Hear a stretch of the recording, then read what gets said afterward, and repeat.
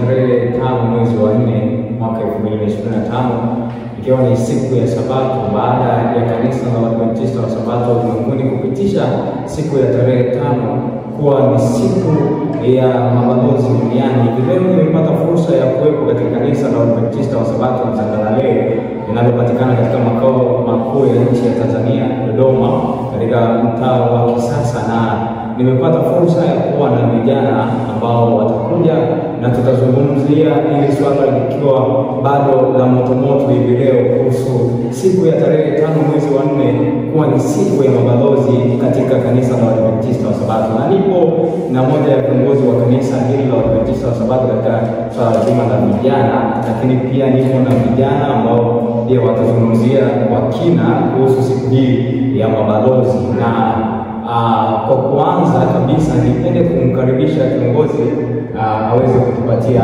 ombi, alafu tutaendelea na kipindi chetu. Karibu. Basi tuombe. Baba yetu mbinguni, tunakushukuru sana kwa sababu ya nafasi ya kukutana katika kanisa lako takatifu, na umetupatia fursa tunaomba pamoja nasi tunapoendelea na kipindi hiki kwa jina la Yesu Kristo tunaomba, amina.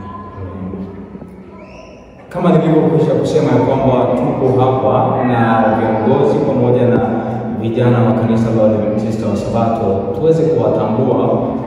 Niko na Bwana Gilbert ambaye ni master guide kwa idara ya vijana, lakini pia nipo na dada hapa anaitwa atajitambulisha, lakini nipo na kijana pale Yusufu Mbipi. Hao ndio ambao wametufikia, ambao wataongea kwa niaba ya wengine katika siku hii ya mabalozi duniani.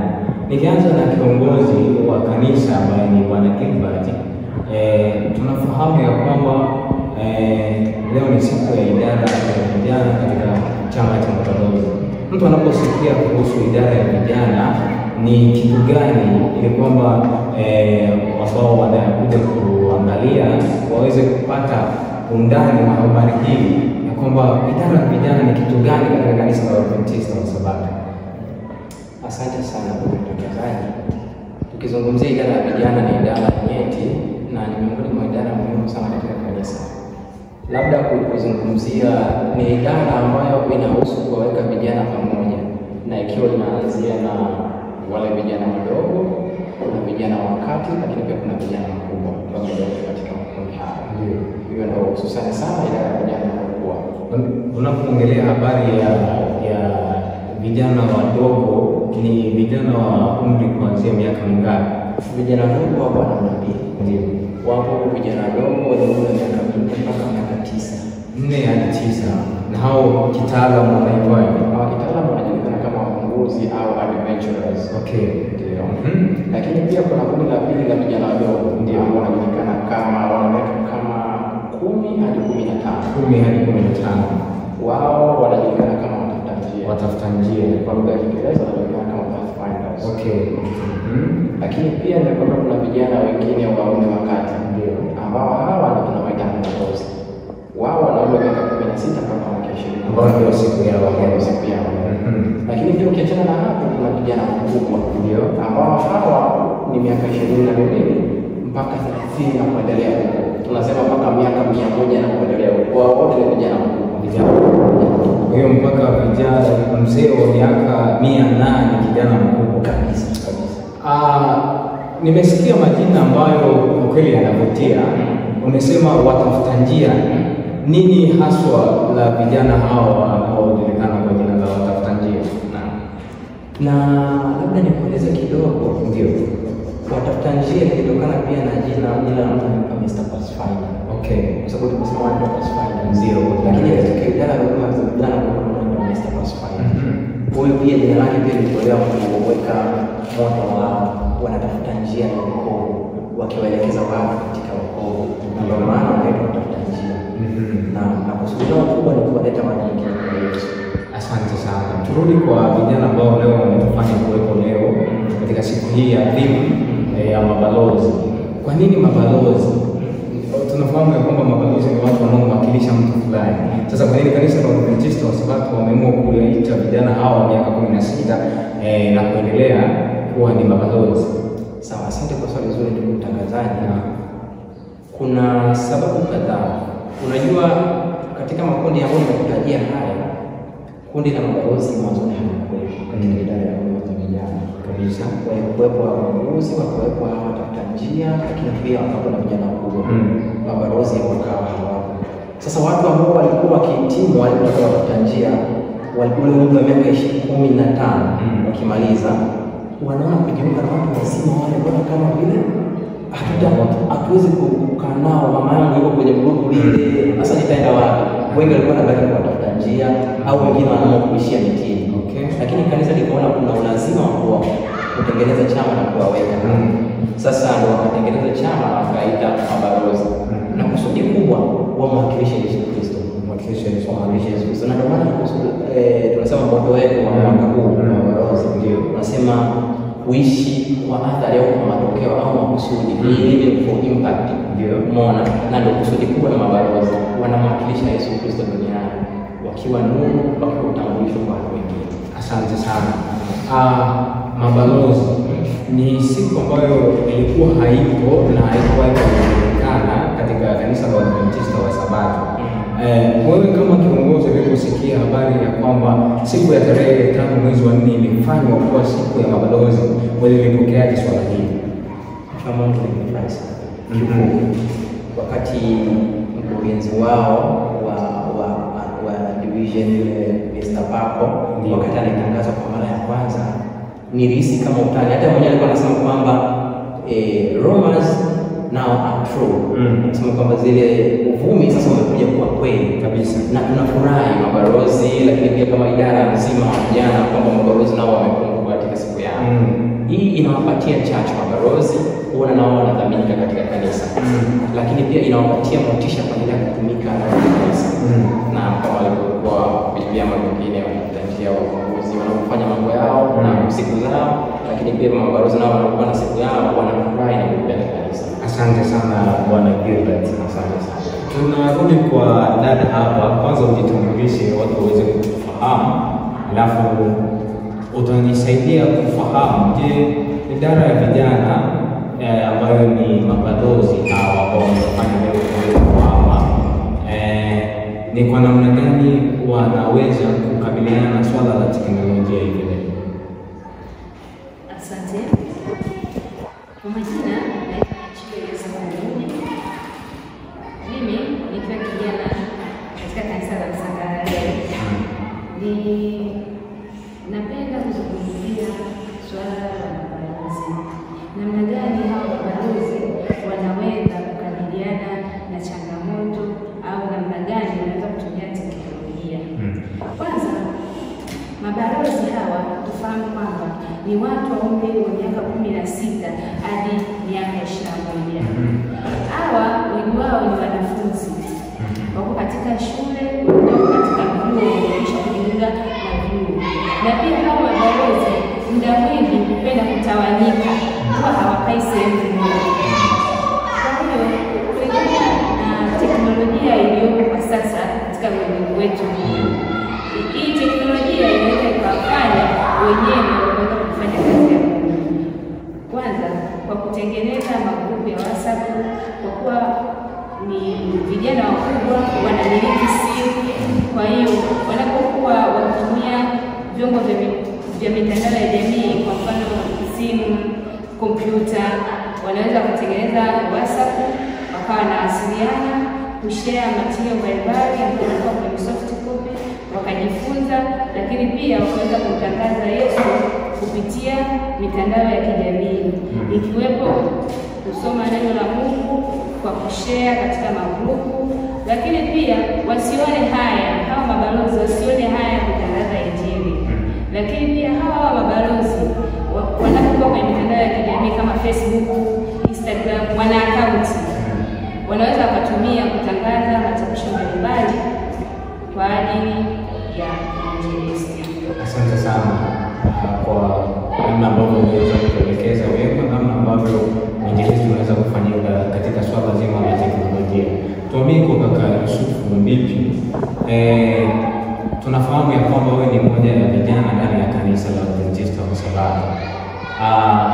unaweza kunifafanulia kidogo kuhusiana na namna ambavyo kanisa limekupa kipaumbele na jinsi gani ambavyo unafaidika kuwa ndani ya idara ya vijana, lakini pia swala zima la mabalozi limekusaidiaje kukua na kuonekana vyema na kuwa raia mwema wa taifa hili la Tanzania? Asante.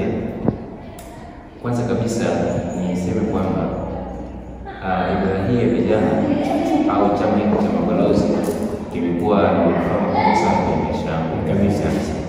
Na kwanza kabisa kinanifanya ninakuwa karibu na Mungu, kwa sababu ninapata mafundisho kuhusu Mungu, lakini pia ninafundishwa Mungu yuko vipi na mimi nitakiwa niishi na Mungu namna gani. Kwa hiyo katika chama hiki cha mabalozi kinanifanya mimi nakuwa karibu na Mungu zaidi. Lakini pia kitu kingine ni kwamba kinanifanya nitimize kusudi na lengo la utume ulimwenguni. Kwa mujibu wa kile kitabu cha Mathayo 28:19 inasema kwamba basi enendeni mkawafanye mataifa kuwa wanafunzi, mkiwabatiza kwa jina la Baba na Mwana na Roho Mtakatifu. Kutoka katika chama cha mabalozi napata nafasi ya kuhubiri habari njema ya Kristo. Lakini pia kitu kingine ni kwamba inafanya nitengeneze mahusiano na watu ndani ya kanisa, lakini pia nje ya kanisa.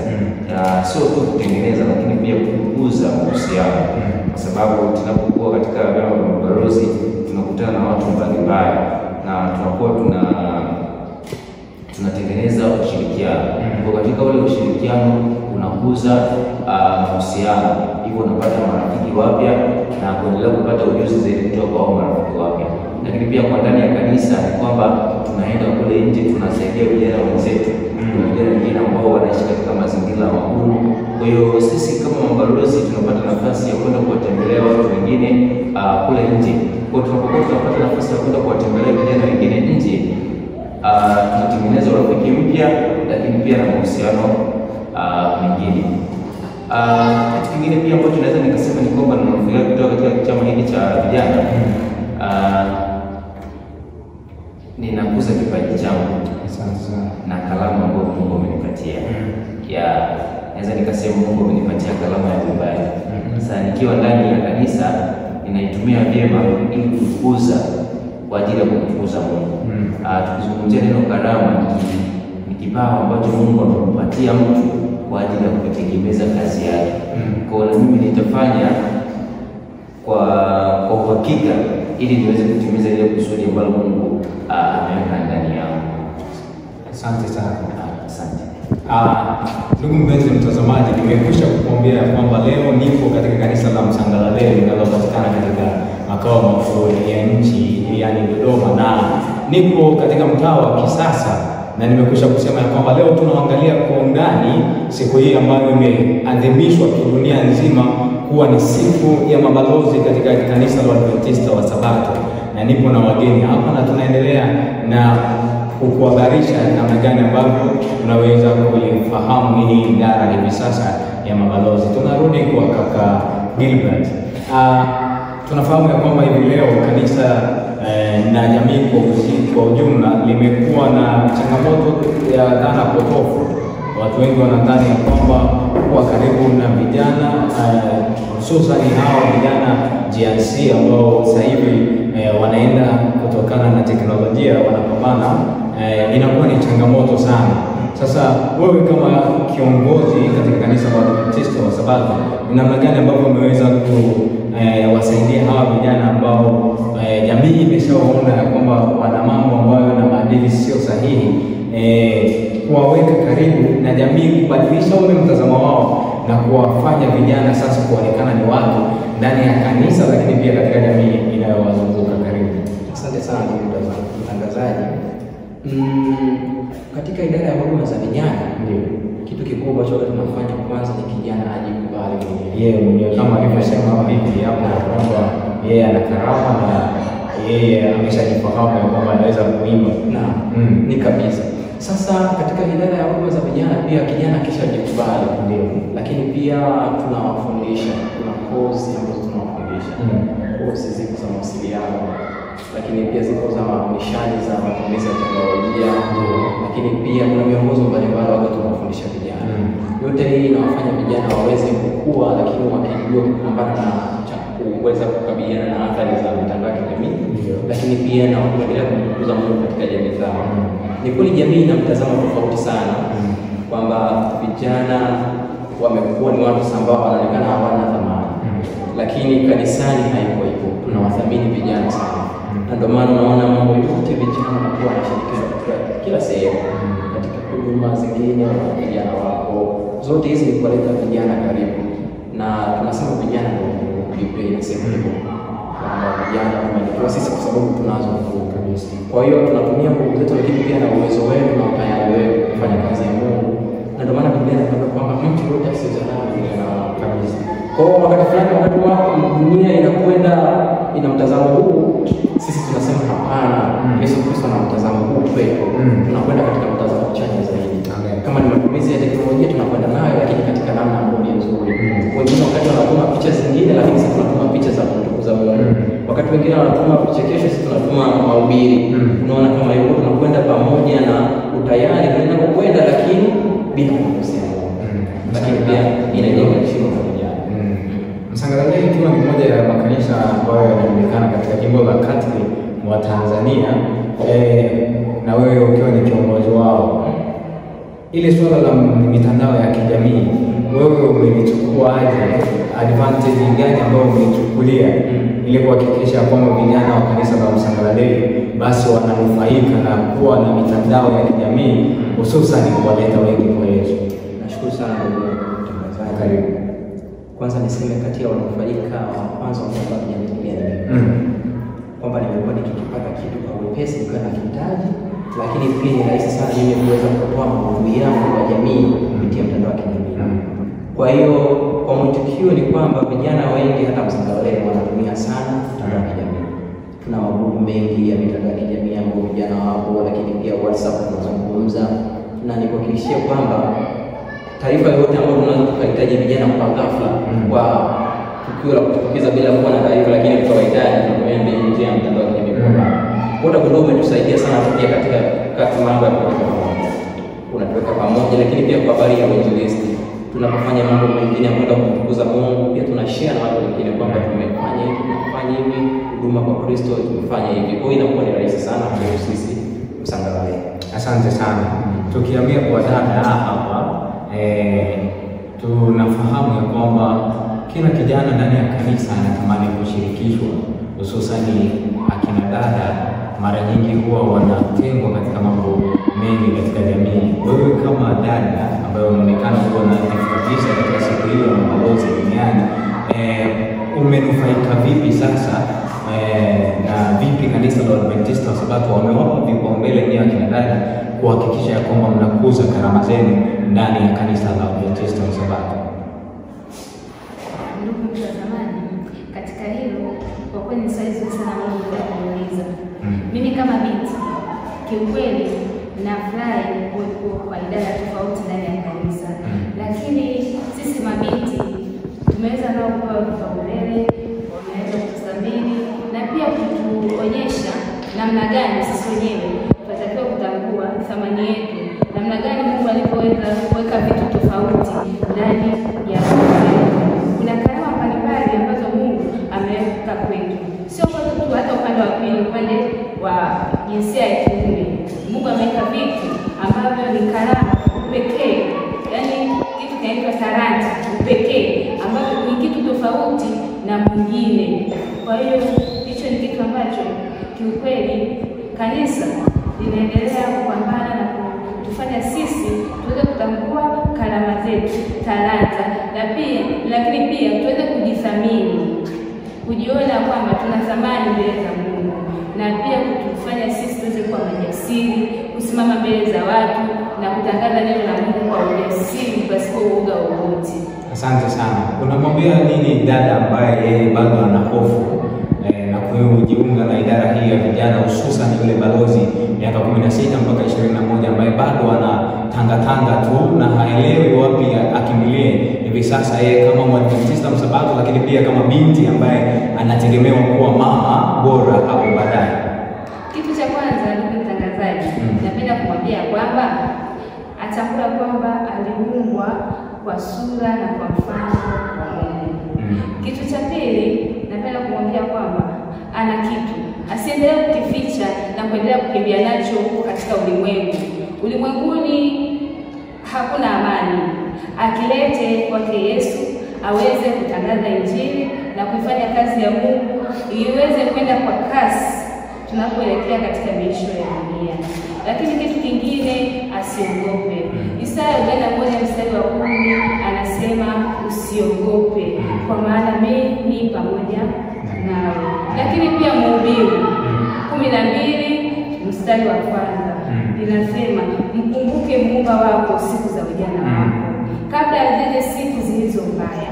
Kwa hiyo kama binti kijana umri wa miaka 16 hadi 21, na mshauri ndugu mtangazaji, asikimbie katika ulimwengu, arudi amkumbuke Muumba wake. Ndio kipindi cha kufanya kazi ya Mungu. Wakati utakapofika wa uzee, hatakuwa na nguvu, hatakuwa na uwezo tena wa kutembea na kutangaza neno la Mungu. Siku hizi kuna teknolojia inatusaidia. Kijana ambaye anatumia mitandao ya kijamii, ambaye ana simu kubwa, ambaye ana PC, ninachomshauri apende kutangaza neno la Mungu kwa kushare kwenye grupu, kwa kufanya vitu ambavyo vinamtukuza Mungu. Aachane na vile vitu vingine kama mapicha ambayo hayana maana. Kikubwa asimame katika kutangaza neno la Mungu, ili atakapokuja sote tuweze kuwa na nafasi ya kurithi huduma mbele.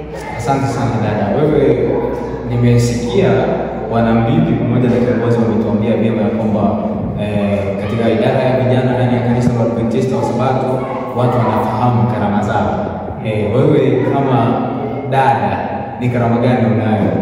Huenda mtu mpenzi mtazamaji anahitaji kufahamu. Kaka Mbibi amesema anafahamu karama ambayo amepatiwa ni ya kuimba.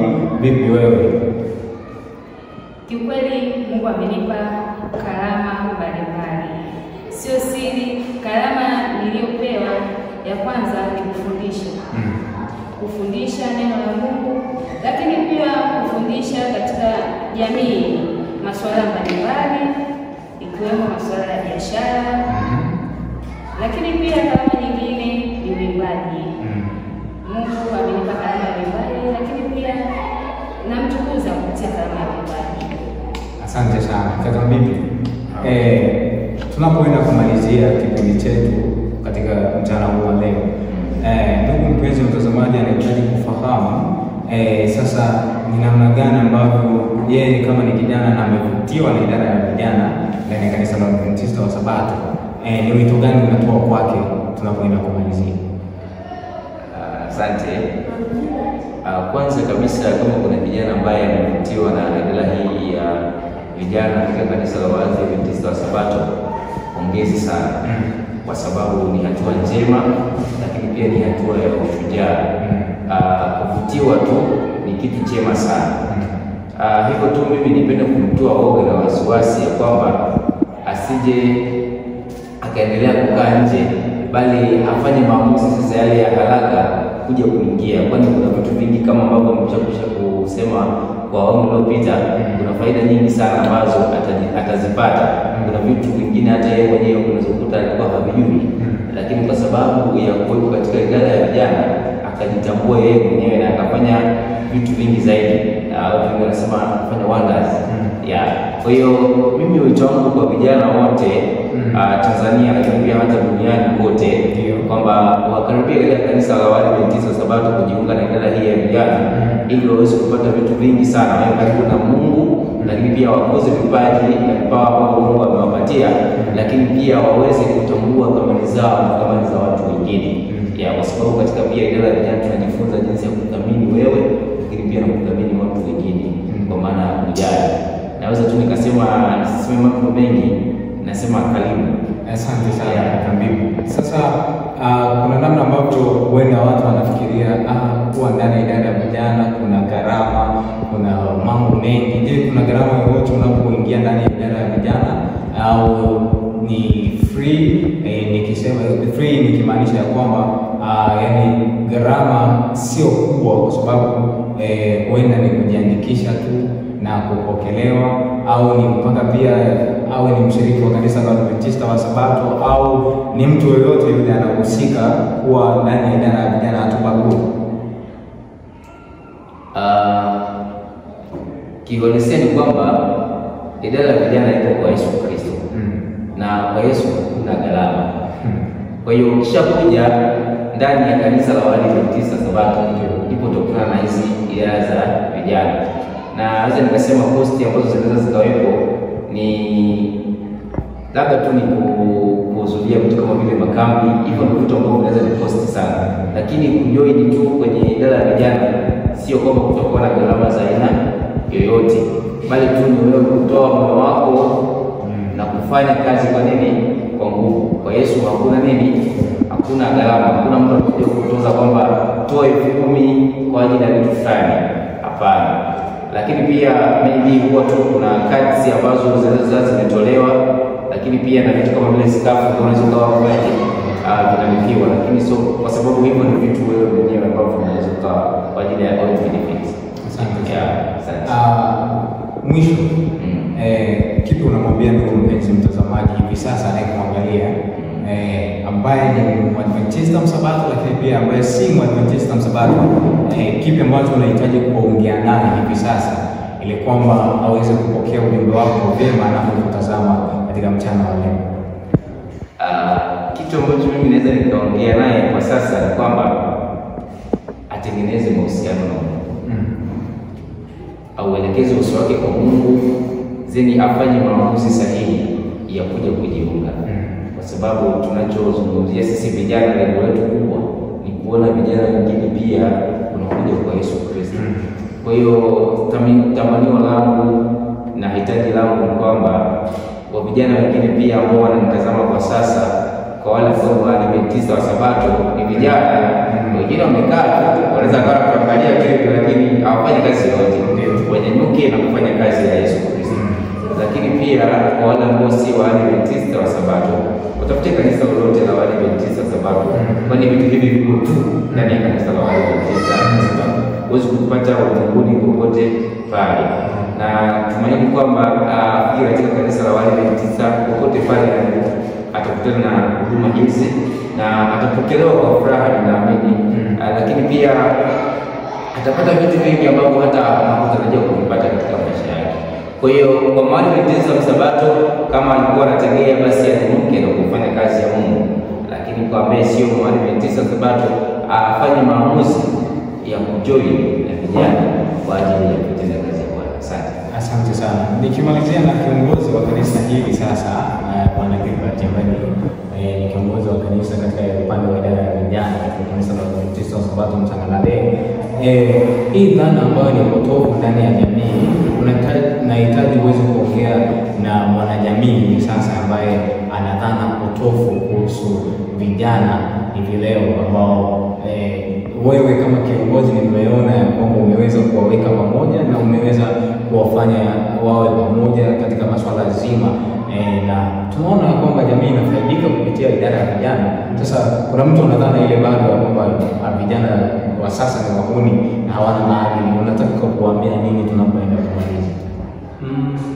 Labda ndugu mtangazaji, cha kuzungumza ni kwamba kwanza kijana anaheshimiwa na Mungu moja kwa moja. Yaani tukimwacha mwanadamu, Mungu anamheshimu kijana. Ndio. Sasa kama Mungu anamheshimu kijana, maana yake mwanadamu inabidi tu aitikie kumheshimu kijana.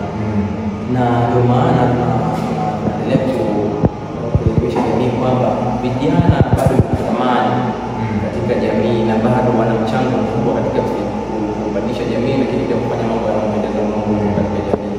Mungu anajivunia vijana. Mungu anajivunia kina Danieli, Meo, wale Danieli, Mishaeli, Azaria na Hanania wanakuwa na kuzawa. Sasa wote hao walikuwa ni vijana katika nyakati zao, lakini pia hivyo hata ndugu mtangazaji, labda nikwambie kitu kimoja kikubwa katika kanisa la Waadventista Sabato. Wakati linaanzishwa, waanzilishi wakubwa walikuwa ni vijana. Kwa hiyo tunagundua kwamba vijana na mchango mkubwa katika kujenga kanisa. Wakati yale mzigo anaanza kuwapata maono yake alikuwa na miaka 17. Lakini pia wakati kanisa linaanzishwa katika kanisa la Waadventista Sabato na vijana bado. Vijana wamehusika kwa sehemu kubwa katika kujenga kanisa hili la Waadventista wa Sabato, na ndio maana tunasema kwamba jamii iwe na mtazamo chanya.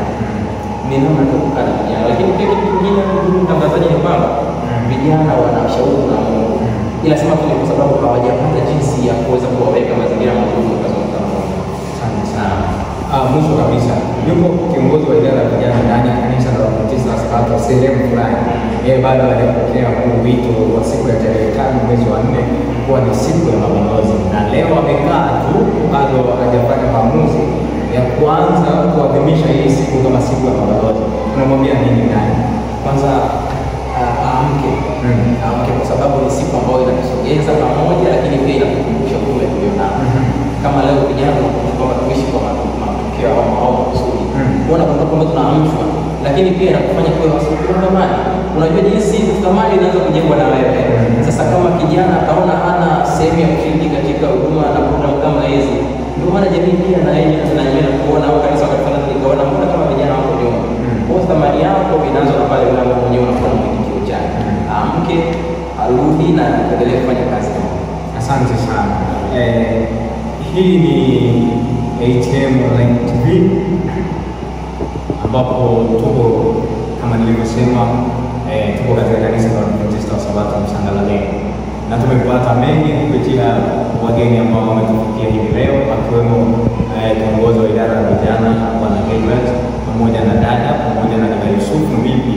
Wametuelezea vyema kuhusu idara ya vijana, lakini pia kuhusu siku adhimu ambayo imeadhimishwa hii leo kuwa ni siku ya mabalozi duniani, yaani tarehe 5 mwezi wa 4, ambapo kila mwaka tunaenda kuadhimisha siku hii, na tumeyapata mengi. Ni matumaini yangu ya kwamba umefaidika vyema, wewe ambaye ni Mwadventista wa Sabato, lakini pia wewe ambaye si Mwadventista wa Sabato.